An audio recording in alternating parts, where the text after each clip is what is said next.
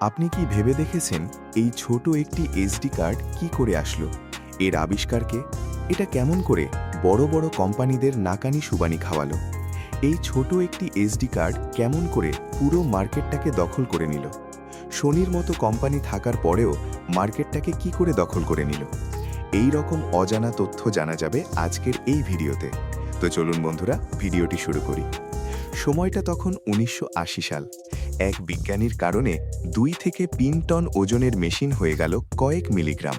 এমন কি করল যে ওই বড় মেশিনের থেকেও বেশি ভালো কাজ করে থাকে এই কয়েক মিলিগ্রামের একটি এসডি কার্ড? জাপানের তোশিবা ল্যাব, ফুজিও মাসুওকা নামে এক বিজ্ঞানী ভাবল যে ডেটা কেন বিদ্যুতেই চলবে। এ থেকে তৈরি হলো 1987 সালে ফ্ল্যাশ মেমোরি, যা বিদ্যুৎ ছাড়া ডেটা ধরে রাখতে পারে। ওই সময় বড় বড় কোম্পানিরা তৈরি করে বি কার্ড, অ্যাস্ট্রন সফট কার্ড এবং সেগা কার্ডস। কিন্তু সমস্যা হলো একটাই, কোম্পানির কার্ড অন্য কোনো কোম্পানির ডিভাইসে বসানো সম্ভব ছিল না।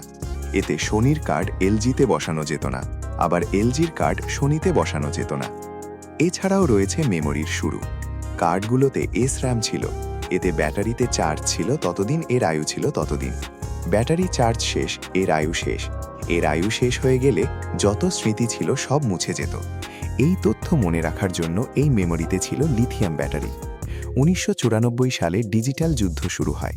সেখানে বন্দুকে গুলি থাকে না, মিসাইল থাকে না, পারমাণবিক বোমা থাকে না। থাকে শুধু একটাই, ফরম্যাটের যুদ্ধ। সবার মতোই একটাই প্রশ্ন, কে হবে মেমোরি কার্ডের রাজা? স্মার্ট মিডিয়া পৃথিবীর 50% তাদের দখলে ছিল, তবে রাজত্বটা বেশি দিন ধরে রাখতে পারেনি। 2001 সালের পর থেকে এদের রাজত্ব আস্তে আস্তে হারাতে শুরু করে। আর ওইদিকে 2000 সালের দিক দিয়ে শুরু হয় এসডি কার্ডের পথ চলা শুরু। ওই সময় সবথেকে বড় চ্যালেঞ্জ হলো সোনি এবং অলিম্পাস তাদের নিজেদের স্লট ব্যবহার করত। সোনি তাদের নিজস্ব মেমোরি স্টিক ব্যবহার করত এবং অলিম্পাস তাদের এক্সডি পিকচার কার্ড ব্যবহার করত। এরা এত সময় ধরে যুদ্ধ করার পরেও হার মানতে বাধ্য হয় 2010 সালে। নিজেদের ডিভাইসে এসডি কার্ড স্লট যুক্ত করতে বাধ্য হয়।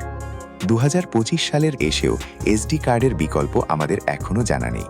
সকল ডিভাইসেই এসডি কার্ডের উপর নির্ভরশীল, ক্যামেরা, মোবাইল, ল্যাপটপ, কম্পিউটার ইত্যাদি। আপনারা কি মনে করেন, এসডি কার্ডের ভালো উন্নত মানের কোনো ডিভাইস কি আসবে? যদি জানা থাকে কমেন্টে জানান বন্ধুরা। ভিডিওটি ভালো লাগলে লাইক, কমেন্ট ও সাবস্ক্রাইব করে আমাদের সাথে থাকুন।